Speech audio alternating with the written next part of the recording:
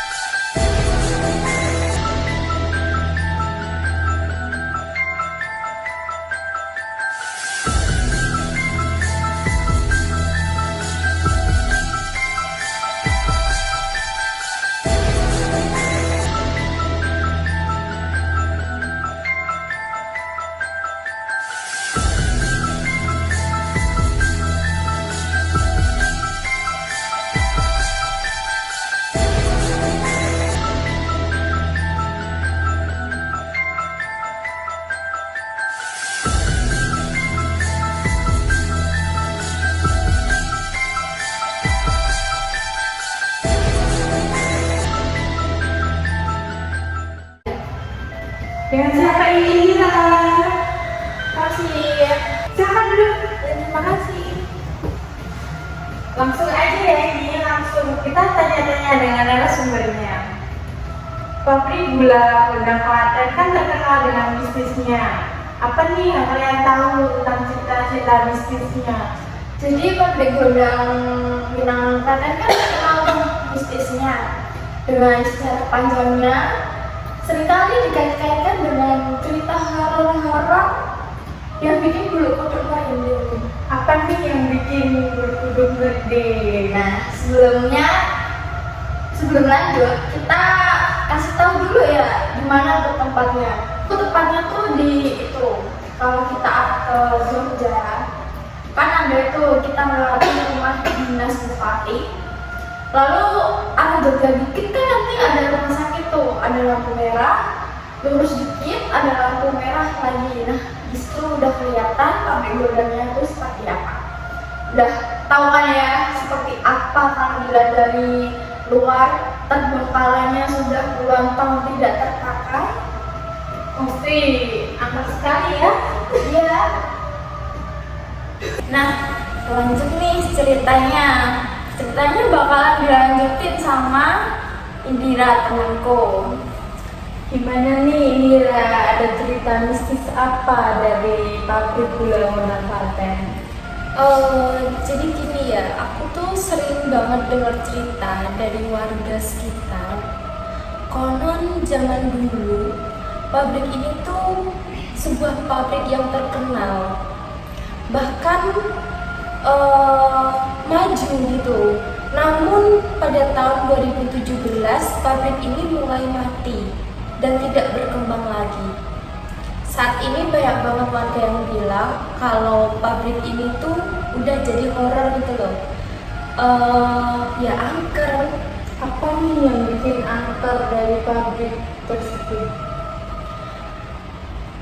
Warga itu sering jalan di depan depan pabrik tengah malam. Sering banget keluar suara-suara yang aneh. Dengar-dengar pekerja yang bekerja di pabrik gula Gondang itu setiap tahunnya ada yang meninggal ya? Iya, katanya itu entah itu sebagai tumbal atau emang turun-temurun tuh meninggal di situ ya, Kak. Katanya warga banyak banget cerita mistis tiap malam. Itu tuh terdengar suara-suara aneh yang tiba-tiba mesinnya itu beroperasi, entah dari di atas genteng maupun kereta yang ada di dalam situ itu tiba-tiba beroperasi. Padahal dalam pabrik itu tuh nggak ada siapa-siapa. Jadi warga yang mendengar atau melihat itu merasa ada yang aneh dalam pabrik ini. Terus itu yang cerita perempuan meninggal itu gimana ya itu? Oh, itu tuh katanya warga, sering banget warga melihat, bahkan dulu cerita dari Bapak Slamet. Dulu Bapak Slamet adalah salah satu pekerja di dalam pabrik situ. Dan Pak Slamet itu seringnya tuh bekerja di malam hari. Padahal udah diperingatin sama warga sana kalau malam hari itu jangan beroperasi gitu. Oke, sebut aja Bapak Slamet ya. Dan Pak Slamet itu mengalami sebuah kejadian di mana Pak Slamet lagi bekerja di malam hari, tiba-tiba ada seorang perempuan. Dengar-dengar ada perempuan yang meninggal di situ ya? Itu bunuh diri atau emang dibunuh? Bisa Iya. diceritain? Dulu banyak warga yang cerita gitu ya, kalau ada sebuah perempuan itu meninggal di situ. Itu karena bunuh diri atau emang dibunuh? Bahkan kematiannya pun belum terungkap sampai sekarang. Gitu. Namun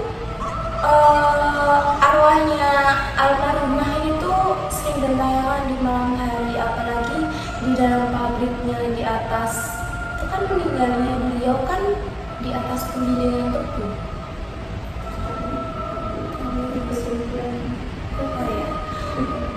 Itu gimana sih masuk di penggilingan atau emang jatuh ke gilingan atau gimana? Ya itu balik lagi, bahkan warga nggak tahu tentang kematian itu. Tiba-tiba saja ditemukan sebuah jenazah gitu yang berlumuran darah gitu di dalam penggilingan tebu. Ya sampai sekarang itu katanya warga yang sering melihat itu perempuan itu masih berkeliaran di situ. Iya. Aku juga ada cerita nih. Cerita apa tuh? Jadi di balik kejayaan pabrik Gondang Winangan Klaten, ada seorang mandor yang ingin mendapat kekuasaan dan kekayaan yang lebih. Tapi ia memilih jalan pintas dengan mendatangi dukun di bawah lereng Gunung Merapi. Dengan saran dukun tersebut, ia bisa mendapatkan kekayaan dan kekuasaan yang lebih, tetapi harus dibayar.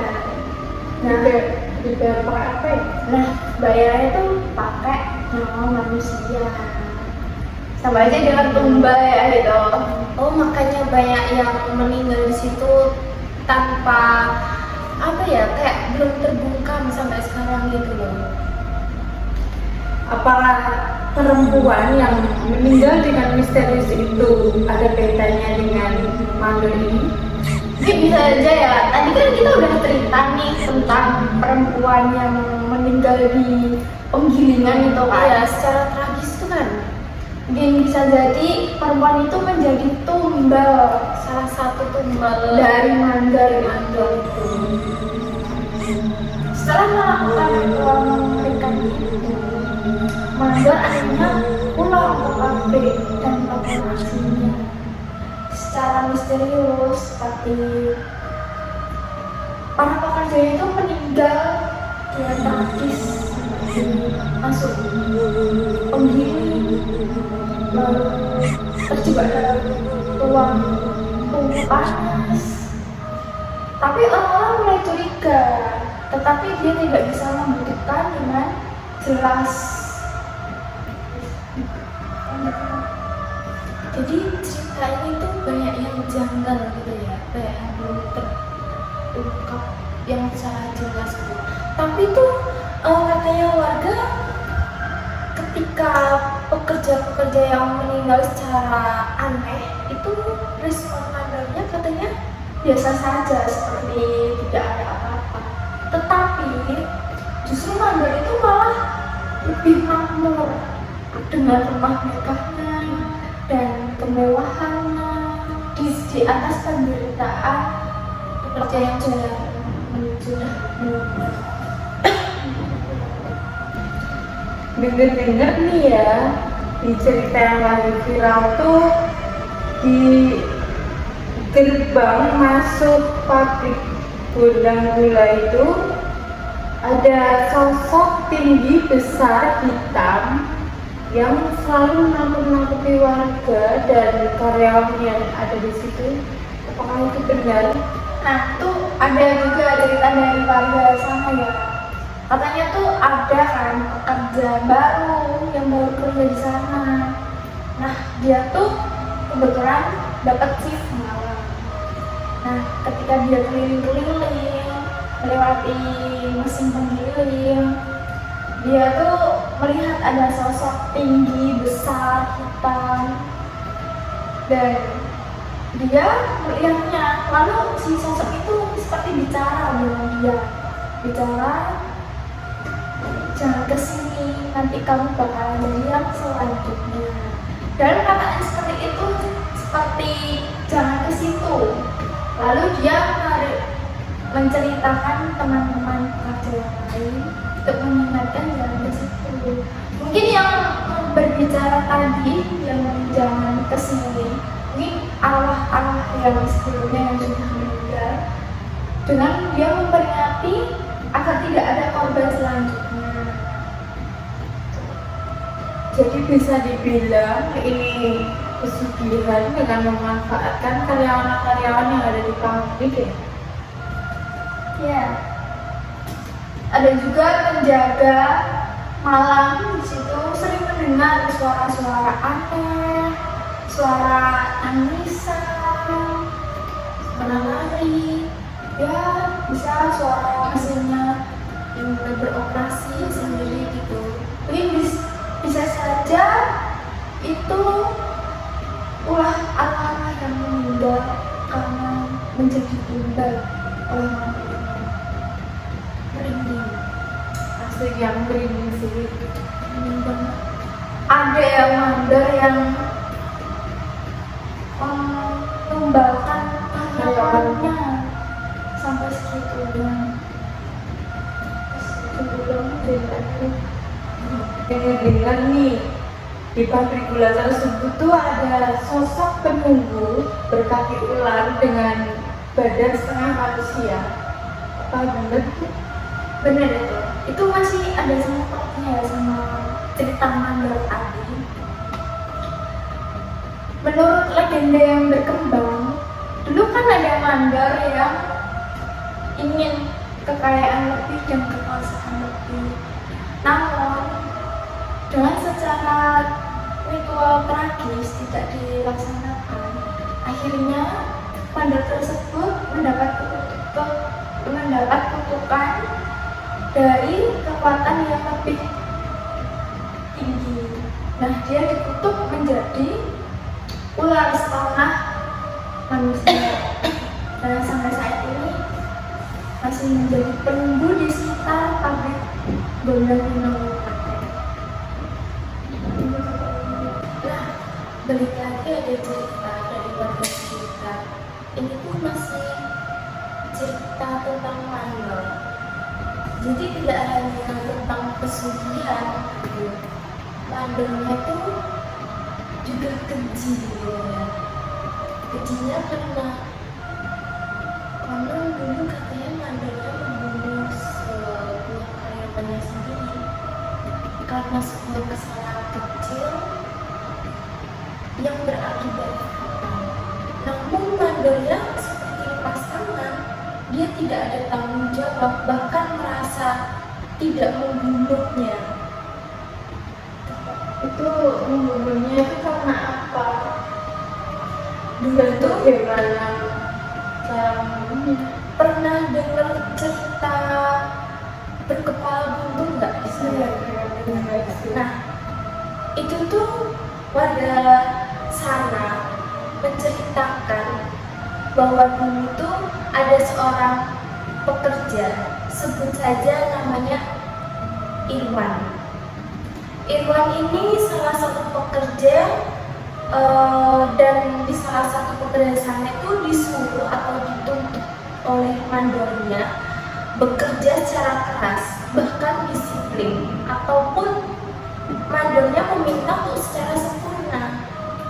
Nah, ketika si Irwan itu merasa tidak adil dalam ketidakadilan bekerja, dia lalu difitnah oleh pekerja lain sehingga yang berakibat merugikan pabriknya gitu. Jadi mandor merasa dirugikan. Mandor tiba-tiba langsung membawa si Irwan ke sebuah ruangan. Dia memotong leher Irwan dan membuang jasad Irwan, kepala dan badannya terpisah. Badannya Irwan itu dibuang di sungai dan kepala Irwan dikubur secara nyata di dalam pabrik. Bahkan itu tidak diketahui oleh pekerja lain. Asli Sehingga almarhum Irwan itu sampai sekarang jasadnya itu tidak tenang karena merasa jenazahnya itu tidak dikubur secara normal gitu ya, karena terpisah. Ya, banyak banget pengalaman dari cerita yang tadi penjaga malam, sebut saja namanya Pak Slamet yang tadi. Pak Slamet itu juga sering mengalami banyaknya kejadian-kejadian aneh, apalagi di sekitar gudang penyimpanan tebu sama gudang pembakaran kayu seperti itu ya. Itu tuh sering banget hantu yang berkeliaran atau jasad goib gitu tanpa kepala. Ya mungkin kembali lagi si Irwan itu ya waktu dulu. Entah ini tuh cerita secara fakta atau mitos. Cuman ya seperti sepenglihatan warga sekitar itu ada sebuah goib yang tidak ada kepalanya. apa sosok yang berkepala bumi ini datang ke sebelah atau memang hanya nakut-nakuti pekerja lain? Kalau katanya pekerja di sana itu karena jasanya itu tidak dikubur secara normal atau secara sah gitu ya, jadi merasa dia itu dirugikan. Ya mungkin selanjutnya kalau ada cerita-cerita baru tentang fakta yang aneh tentang pabrik gondang dia ini, mungkin ada beberapa tambahan yang mengalami sebuah kisah mistis atau misterius atau pernah mengalami hal yang serupa, maka Chat aja di DM, nanti kita ceritakan. oke. Jadi itu tadi guys cerita dari narasumber kita. Cerita-cerita itu berasal dari kisah nyata maupun dari mitos-mitos yang beredar. Jadi cukup di sini cerita kita. Bila ada cerita-cerita mistis lainnya, chat di DM, nanti kita akan ceritakan. Dah.